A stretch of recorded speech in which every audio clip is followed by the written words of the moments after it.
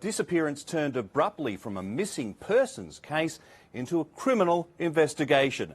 Police have declared it a major crime, fearing Gus could have been killed accidentally or deliberately, and that someone known to him was involved. It was very abrupt, wasn't it? But that was all part of the plan, a plan that had been in the works for some time. To be clear, I suspect the cops could bring charges, right now, if they wanted to. So why aren't they? I got nightmares in my head, I fear thoughts build up until I can't. My mind fills up into a creature, and it haunts me somewhere much deeper. I got nightmares in my head, I Vincent Hurley, a former detective superintendent who spent 29 years in the North South Wales police force, said that he was unsurprised by the decision to go public, though he understood why many people were. The public would have been shocked because up until the news conference, there was no indication that there was suspicion about family involvement in this case. That's according to the Nightly, a really great article on that. I'll put a link to that in the description. Of course, this impression the public had of the case was also the impression those much closer to the case, the family members had. It was the same impression. And that wasn't by accident. That was deliberately created, really a false impression by law enforcement. And this was actually what was so infuriating to many of us watching on the sidelines, that firstly it was so obvious that Gus hadn't wandered off, and secondly that it was likely something weird had taken place, possibly close to home, perhaps involving someone who knew him and lived with him, such as, yes, a family member. The police know when you start a criminal investigation, that would be a first logical assumption, meaning that a family member is very likely to be involved here. That's a logical assumption. The difference between the police and social media is that the police are legally bound in a number of ways. They can't speculate too much publicly, and if they do, they could face serious legal censure. You've seen what has just happened. Literally, the moment the cops made their statement, both grandparents lawyered up. Immediately, they also stopped cooperating. Well, Jen, those grandparents, Josie Murray and Shannon Murray, have both retained independent legal counsel as the disappearance turned abruptly from a missing persons case into a criminal investigation. Now imagine if it had never been a missing persons case, but a criminal investigation all along. How do you think the police would have been able to search if they weren't basically saying, well, we think he's wandered off, we want to search this area and that area? And so what this allowed them was access to the property to search and then ultimately exclude the possibility that he had wandered off. It's not that they don't have suspicions, it's that they do have legal protocols that guide their actions. Some are purely for legal efficacy, but certainly others are for investigative efficacy in order to lure a suspect into a false sense of security. Remember, policing is an old game. Crime is something that's been with us through the ages, and this technique is something that has been used many times. So this is kind of old hat. We also saw this in the many interactions Barry Morphew had with the police in Colorado. This went on for months. But more famously in the interrogation and polygraphing of the dim and unassuming nice guy family annihilator, Chris Watts.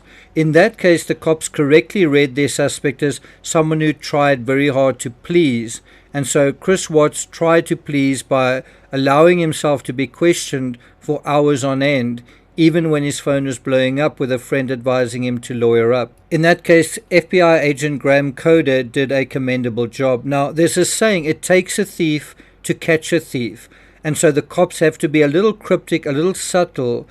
I don't want to say dishonest in their approach, but they don't want to be too honest. They don't want to be too transparent or too forthcoming. Instead, they've got to try to get into the good books of a potential suspect, get them to feel relaxed and comfortable, gain their trust, and at a minimum, simply allow them to feel familiar enough to talk to them, to get statements from them. That is what happened here, which is how and why the cops were able to not only get the statements, but this also allowed them to do their statement analysis on these statements and determine there were discrepancies, there were inconsistencies. And you only get that when your suspect is willing to talk to you not just once, but several times, and hopefully at some length. In the Ramsey case, for example, there are also discrepancies and inconsistencies between their first police interview in April 1997 and the second in June 1998, and that is excluding the many media interviews and also what is written in their book.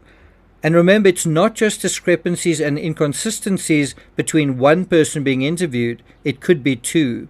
In the Ramsey case, the discrepancies include things like whether Patsy first went downstairs and then checked JonBenét's room, or whether she first went to check JonBenét's room, then went downstairs. Also, the failure to disclose she was ambidextrous. Also, the response to the question about the book Mindhunter, the questions around the pineapple, the shoe print in the basement, and how and when JonBenet was put to bed. Issues around Christmas gifts, JonBenet's health, and whether they had actually handled and read the note. Inconsistencies such as John breaking the basement window, but then no one, including the housekeeper, apparently remembering it being broken. And then the uncertainty around the glass being cleaned up. Who did that? In this case, the inconsistencies might have to do with where particular individuals were when Gus vanished, what they were doing, how long they searched for him, and their particular movements on foot or in a vehicle before and after he went missing. Also, what does the one say about the other's movements? What does the other say about their own movements and the other person's movements? Of course, Shotgungate is a clear and recent example where it was said that the gun wasn't brandished at the reporter when video footage suggested otherwise. The snake story also didn't seem to wash. It didn't seem particularly likely, and so that's theoretically another potential discrepancy there. According to the Nightly, in an excruciatingly calculated moment, the officer in charge of the investigation admitted they had not yet found Gus's body and had not laid charges, but their net had significantly tightened. The investigation, Detective Superintendent Filk said that it would now center around people who are known to Gus who may have been involved in his disappearance. That was an update, but also a line in the sand. The situation now vis-a-vis the cops and the present residents of the station are necessarily adversarial. The cops want to prosecute, and the suspect doesn't want to be prosecuted, and thus also doesn't want to assist the police in something that could get them prosecuted. Meanwhile, a 4-year-old child remains missing. But we still need to address the question, why go public? Why not continue to hold your cards? And the answer, I believe, is pressure. Remember, this isn't just ordinary pressure, this is public pressure. They want to pressure one or more individuals into cracking, and the cracks already seem to be showing. That's if Jess's bugging out of Dodge is any indication. Think about the pressure on her. According to the Nightly, Dr. Hurley, who lectures in policing at Macquarie University, said that investigators appear to have reached their position through a process of elimination. Hurley said that the press conference changed not only the investigative posture, but also the social and emotional landscape for Gus's family. By narrowing the suspect pool so precisely, essentially to 2 people, police effectively invited the public to do the arithmetic. And they are, aren't they? And we are, aren't we, doing the arithmetic? Police would be certain in their own mind, but they have to be able to prove it by law, Hurley said. And while you might have certain evidence or even a number of pieces of evidence, sometimes you need to find that missing piece, that vital missing piece, because ultimately they want to get this individual before the court. And what do you think that essential missing piece is in this case? Well, isn't it the little boy's body? Ultimately, they want to be able to convince the jury that the information they have is beyond a reasonable doubt, and without a body, there will be some doubt. It doesn't matter what I believe. It only matters what I can prove. One would think if a person was truly innocent, then their helping finding this missing child would exonerate them, wouldn't it? Well, not necessarily, of course. But let's say, for the sake of argument, that if Gus's body is found, let's say, in a dingo's lair or a squatter's hovel, that would raise doubts possibly about the police's case against a family member, wouldn't it? Of course, it's a big if, and the real question is, where is Gus's body? How did it get there? And most important, who put it there and why? What is being covered up? What went wrong on that fateful, unfortunate day in late September last year? And who was at fault? Mark these words, we see this repeated again and again in true crime.